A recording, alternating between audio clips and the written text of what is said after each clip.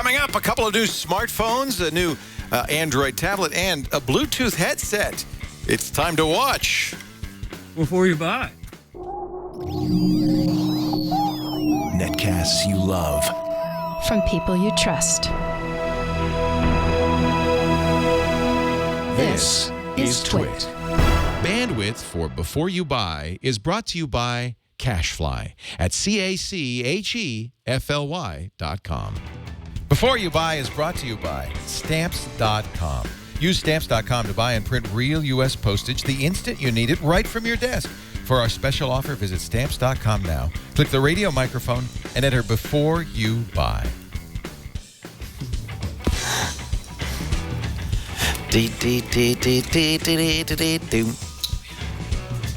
And there we go. We got our technical director, Brian Burnett, doing double duty today on Before You Buy. This is the product review show on Twit, where we give everybody who works at Twit a chance to play with great new products and give you their review. Now, Brian is our technical director here for Before You Buy, does a lot of editing, is a great guy to have around, one of our newest employees. He's also a motorcycle rider. Yes. In fact, you saw him before with his GoPro review, which was awesome. Right. Really had fun playing with that, using it to do this review, too. Yeah, so this is not a Bluetooth headset for just like riding around the car. This is for a helmet. You can use it like that. You can phone calls. Tony actually used it to make text messages, too. Well, let's take a look. You got the review right now on Before You Buy. Brian Burnett from Twit here to show you the Sena Bluetooth headset, the SMH10.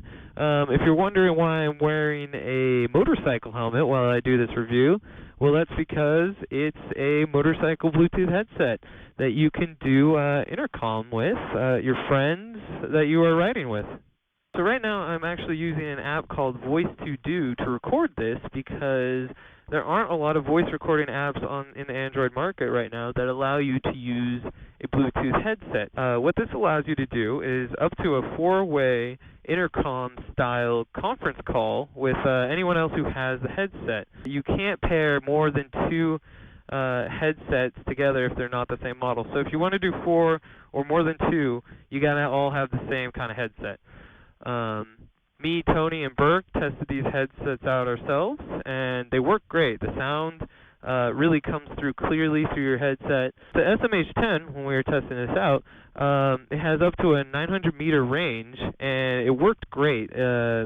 Basically, it's a line-of-sight connection, so as soon as I would go around a corner or kind of go over a rise and I couldn't see Burke or Tony in my rearview mirror, I would lose audio, but as long as we kept contact with each other, sound was really clear. The headset does a great job of canceling wind noise. Another nice feature of this headset is you can wirelessly connect through Bluetooth to your phone, so you can make phone calls, you can listen to music. So let's talk about battery life. I've used this headset for about a week on my commute to work, about 30 minutes each way, and I've had to only charge it once in a week. So I think Sena claims about a 10-hour battery life, and it works great. I mean, when I get to work, I just plug it in via USB and charge it up, and it doesn't take very long at all to do that. So installation is relatively easy, and it's not permanent. If you wanted to remove the headset, there's nothing permanent about it. This headset comes with really thin little speakers, and I was able to push them in behind my cheek pads, and they fit in there nicely and really have a lot of sound. You're not going to get like a big bassy tone out of them, but you're able to get the volume loud enough that you can hear it clearly even at freeway speeds. Now back to the studio for some pros and cons with Tony and Burke.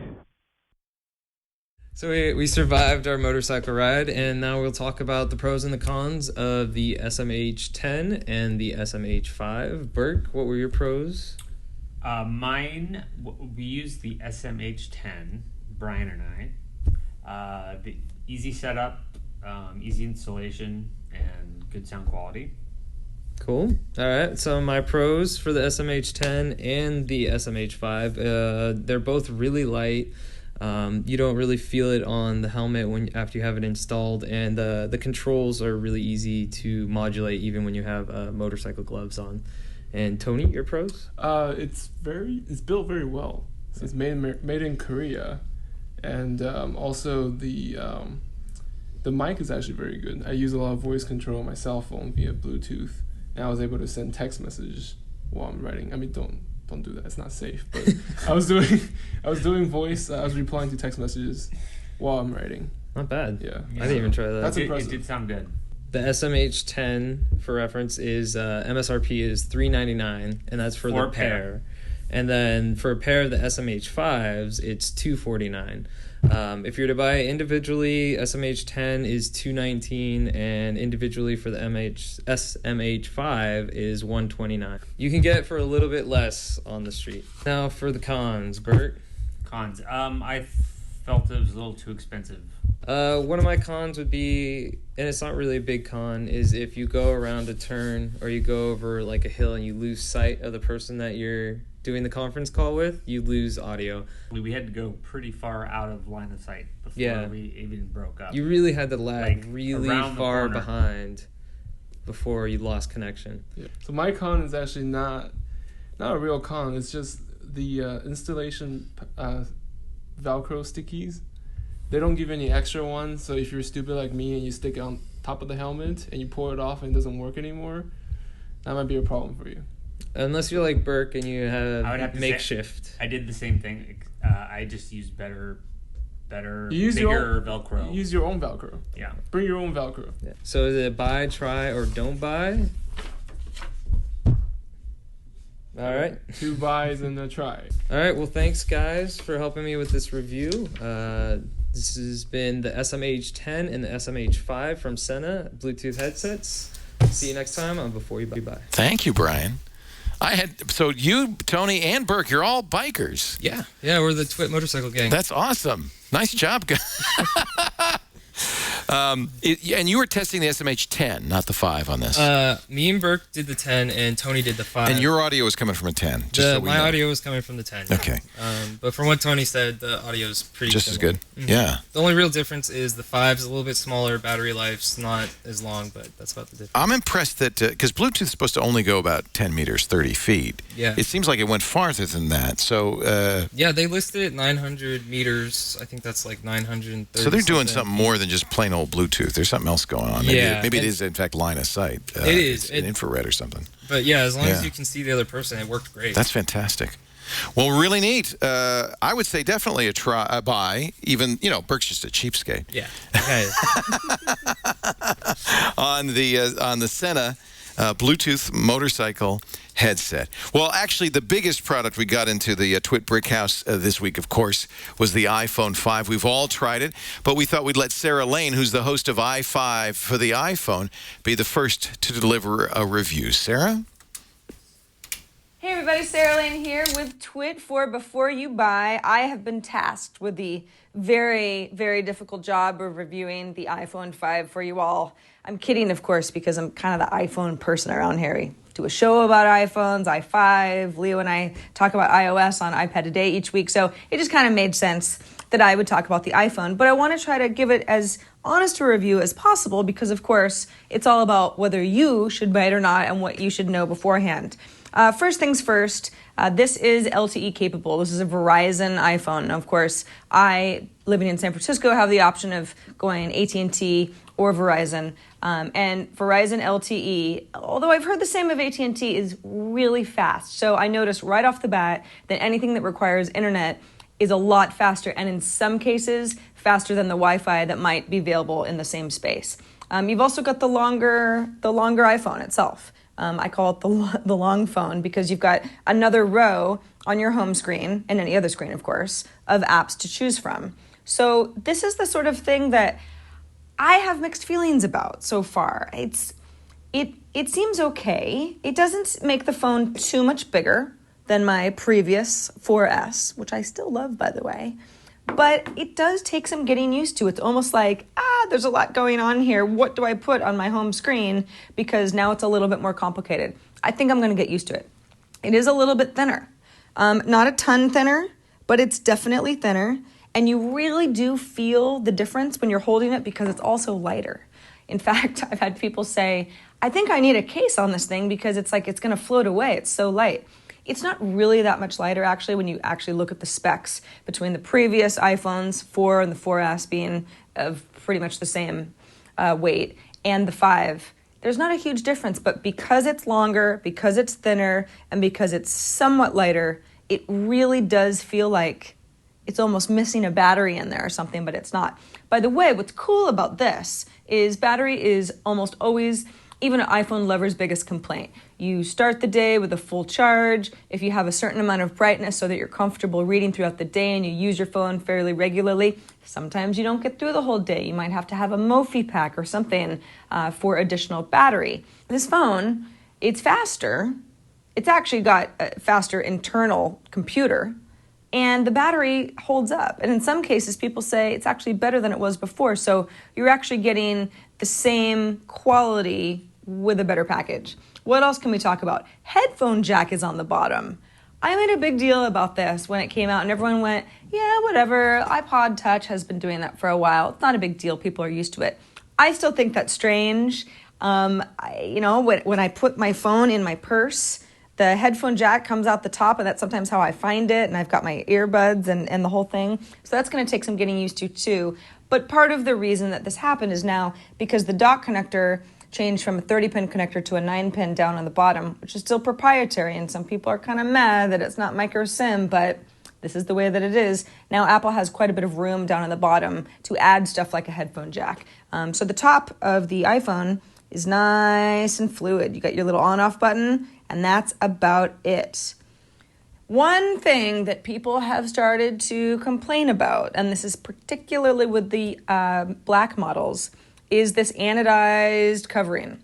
We've got a nice new covering on the back, which looks lovely right out of the box and quickly gets a little scuffy looking. It's not the same beautiful glass that the black and white iPhone 4S has had. This helps it be thinner and lighter, yes, definitely, but a little bit more fragile and more susceptible to nicks and scrapes. Now, if you don't have a case with your iPhone, whether it's an iPhone 5 or any iPhone, you know that you're always susceptible to nicks and scrapes, but it sounds like these guys are a little bit more fragile than their predecessors. Word on the street is that the white iPhones hold up a little bit better, but I'm hearing complaints across the board, so that's something to keep in mind. Pros with this, if you're an iPhone lover already, it's just the logical next step. This phone is amazing. It's beautiful, it's thinner, it's lighter, it does everything that you want it to do, plus it's running the best version of iOS 6 there is, so it really is an upgrade. Cons, it's expensive, it's definitely fragile and might be a little too fragile for you, and if you were looking for a reason to switch to iOS and didn't have one already, I'm not sure that iOS 6 and a larger iPhone is going to really sway you. It's not that much of a difference from the ecosystem that Apple already had. It's a nice upgrade, but it's not anything revolutionary or different. For me, I think it's clear, it's an absolute buy, but I'm a little biased, but that's okay. Buy it.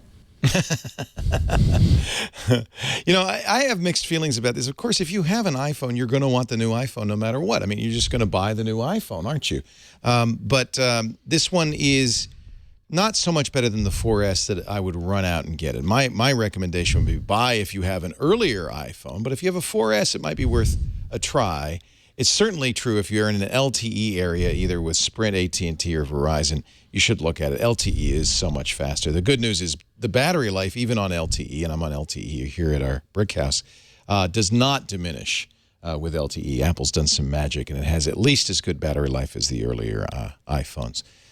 It's a no-brainer if you're an iPhone user. If you're not, I'd have to say you'd probably want to look at the top-of-the-line Android phones. And I'm going to show you one in just a moment that has some pretty amazing battery life. But first, let's talk about our sponsor for the show today.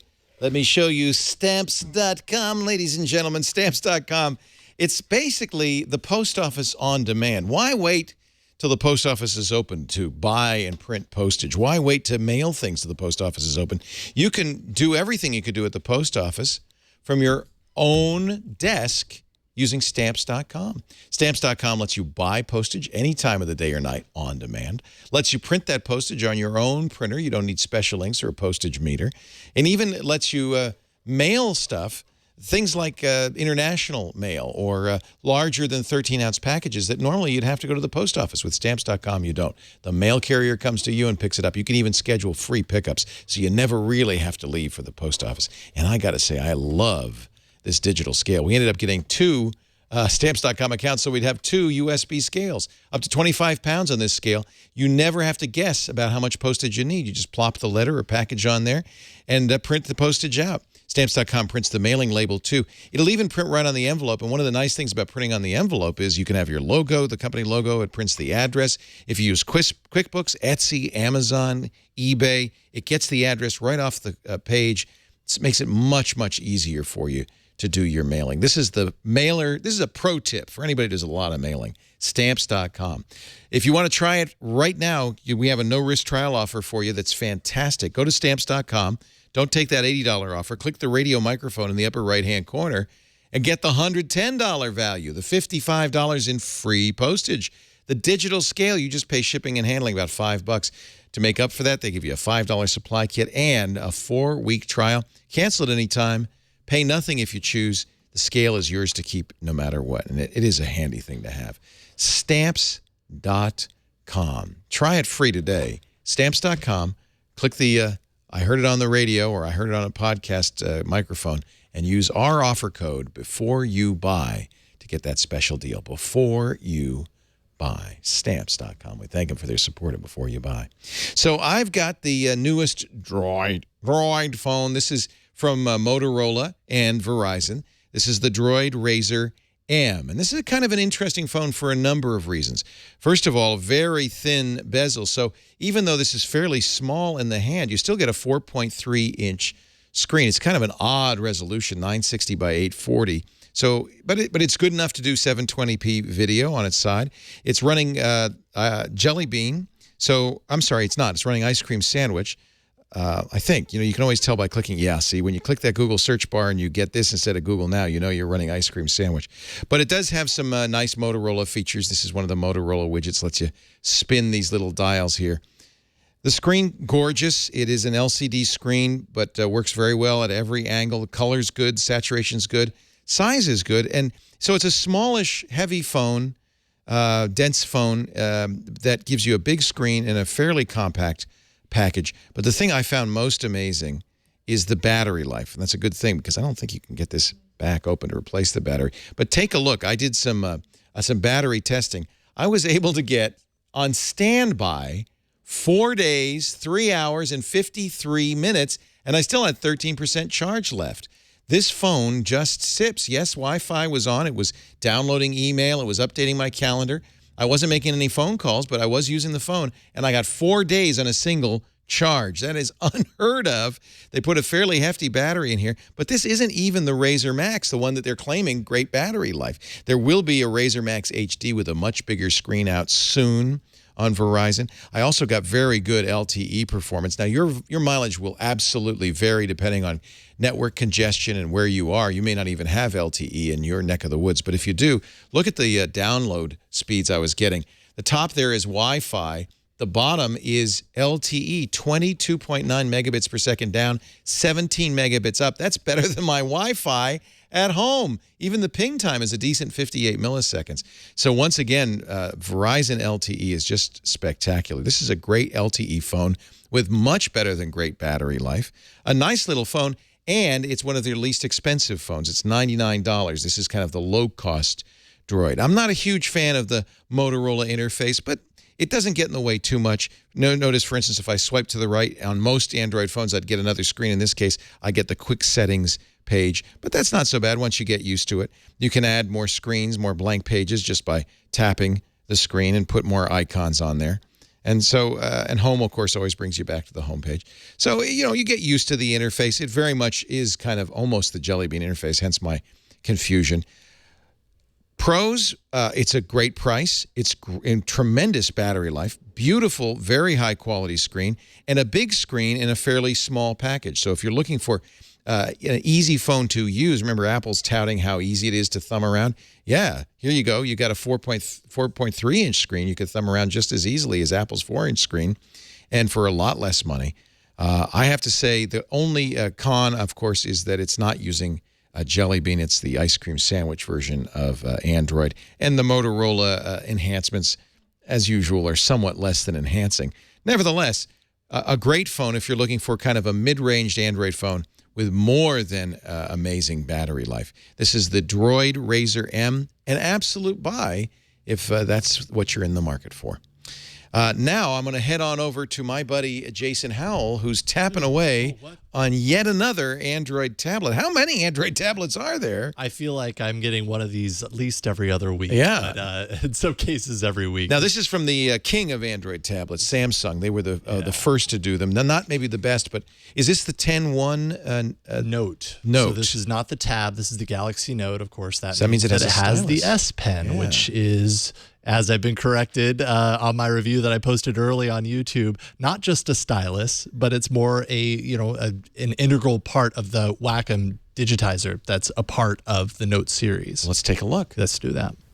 Hey, what's up? I'm Jason Howell, and I'm here with the Samsung Galaxy Note 10.1. There is no doubt that they've been successful with the Note series. They're obviously looking to move that into the tablet spectrum. Let's see if they were successful in that. Let's take a look at the specs. This has a 1.4 gigahertz quad-core Exynos processor loaded with 2 gigs of RAM. It has a 10.1-inch screen at 1280 by 800 resolution. It's Wi-Fi only in the US. There are also models that support HSPA Plus overseas. Micro SD card slot, which stores up to 64 gigs of storage. There's an IR blaster at the very top, so you can use it as a universal remote. Underneath, you'll find the signature S Pen, as Samsung likes to call it, and it's running Android 4.0 Ice Cream Sandwich. Samsung says Jelly Bean will be arriving very soon. All right, now let's take a look at the design of the device. Obviously, Samsung is going for the no confusion with an iPad type approach. As you can see here, there are 2 speakers front-facing at the top. These speakers are very loud because they're facing out at all times, and you kind of get that stereo separation, which was very nice. But overall, anything potentially positive is kind of negated by an overly plastic feel and hollowness. I mean, things bend in the center when you pick it up. You can hear it creak underneath your fingers, and even when you're picking it up with fragile hands, and the plastic overall just feels very cheap. The S Pen does dock in the bottom, however, and I'd say for tablets that require or at least have an accessory of a stylus, it's nice to be able to dock that in the tablet. It feels more like a unified product with the tablet. Now taking a look at the display, the resolution 1280 by 800. Most tablets that are coming out right now in the same price range as this tablet are sporting much higher resolutions. That higher definition standard is being set, and on this one it really stands out. The display just does not look good. Now the cameras, the 1.9 megapixel front-facing camera as well as the 5 megapixel rear-facing camera just produce photos that look hazy, cloudy, little to no sharpness, and that's even in great light. And actually the video didn't look much better. So overall, I'd say the camera hardware on this tablet is pretty bad. Okay, so taking a look at the performance of the tablet, I was actually pretty impressed with that for the most part. When it comes to things like browsing the web, everything moved very smoothly. Gaming, I went to my go-to game, which is Dead Trigger, of course, and that performed beautifully on here and played without a hiccup. Where it kind of broke down a little bit is actually Samsung's TouchWiz interface, their overlay that they put on most of their devices. It's on here in full force as you're skipping around and kind of clutters up the experience. Things look very different than they do on a vanilla ice cream sandwich approach, but overall I just found it to kind of slow things down. As far as battery performance is concerned, 7,000 milliamp hour battery under here, and the battery is actually very bulky and totally does a great job powering this thing. I hardly had to really think about it. I would plug it in, but there would be times where I would forget to plug it in and it would retain in its standby mode very, very well. Now the S Pen that I have here is definitely a differentiator for this tablet. It's a pressure sensitive pen, and Samsung touts around 1,000 levels of sensitivity. The shape of the pen actually prevents it from rolling away, but overall the pen is just very cheap feeling. It has this multi-purpose button on the side, but it's really limited to a couple of uses and you can't program the button. But there are no batteries, so that's a plus. All right, so let's take a look at the pros of the Galaxy Note 10.1 tablet. The S Pen is definitely a differentiator. It's very unique. The performance of the tablet as a whole was pretty impressive for most tasks, and the battery is ample. Now the cons. The design, though well thought out in some areas like the speaker placement, completely ignores pitfalls in others. The display resolution just doesn't compare at all with similar sized and priced tablets. The camera produces fuzzy, grainy, hazy pictures and videos. And finally, TouchWiz is impossible to ignore, and you can't help but feeling that it's kind of slowing the whole process down. Overall, whether you should buy this tablet really depends on how badly you need this stylus. Sorry, Samsung, I know you're calling it an S Pen, but it's a stylus. If that's something that you absolutely need in your tablet, this might be one of the only players in town, so you might have to go with it. Otherwise, I would absolutely recommend that you not buy the Galaxy Note 10.1. There are other tablets that are similarly priced that give you a lot more bang for your buck and just are a lot more fun to use than the Samsung Galaxy Note 10.1 tablet. You can catch my reviews on All About Android at twit.tv/AAA. And thank you so much for checking out my review of the Samsung Galaxy Note 10.1. The long version of that review is available on YouTube, youtube.com/twit, or on your Google+. It's a lot longer. Yeah, it's almost twice as long because I had to cut this down for before you buy, but I definitely go into detail as far as the software, specifically the software surrounding the S Pen, because there's a lot of TouchWiz specific, made by Samsung apps that work directly with the S Pen, and that's very important for people who have a need to use a tablet with an enhanced kind of stylus. Well, we saw that with the best-selling Galaxy Note, and we're going to see it even more so with the Galaxy Note 2. Now, that's got a Wacom digitizer. That's one of the reasons the screen isn't as good as it could be. Yeah, exactly. Supposedly, they aren't able to increase the resolution because of that digitizer overlay. And I think it's important for me to point out from the review, and this is something that I probably should have put in there, if what you're looking for is a tablet. If you want to draw? If you have a specific need for a Wacom digitizer and you're looking for an Android tablet, A, this is one of the only games in town, and B, it'll probably do a lot of those things pretty sufficiently. People are pretty passionate about it if they're really into the Wacom game. Yeah. I think my review, my recommendation for not buying really goes to everyone else. So if I could do it again, I'd say if you're looking for a stylus / Wacom digitizer capability, try it. Otherwise, don't buy it, only because you're going to be paying the same amount as something like another tablet I reviewed, the Asus Transformer Pad Infinity, which is excellent for the same cost. You actually get much better specs. And just for a general tablet, for general use, you'd be much wiser spending your money on a different tablet. It's a little bit Samsung's fault here. They probably should build this as a specialty tablet designed for people who want to use a stylus and want the Wacom digitizer, not as a general purpose 10-inch tablet. Is the Asus your pick if I had to pick one 10-inch tablet around the $500 price range? Absolutely. That Asus Transform Pad Infinity is pretty awesome. So a qualified don't buy on the Samsung 10.1 Note. Do buy it if that's what you're looking for, a digitizing tablet with a stylus. You're probably going to have the patience and the time to really dig into it and pick apart some of the software that's specifically tied into the S Pen. And I understand the passion because I was a Galaxy Note user and loved it, and I can't wait for the Note 2. I'm looking forward to your review of that. That's coming out soon, and that's going to be a very interesting, kind of smaller version. Of this Galaxy 10.1 Note. Absolutely. All right, well, that's it for Before You Buy. I want to thank all our reviewers, and we had a bunch of them, besides Sarah Lane and Jason Howell, who, of course, is the producer of TNT and a host on All About Android. We also had our triumvirate of trike riders, Brian Burnett, our technical director, Tony Wang, and Burke McQuinn. Thank you all for reviewing those products. Thank you, Jason Howell, for being here, and thank you for watching. Remember, each week we do this show so you know what to buy and what not to buy.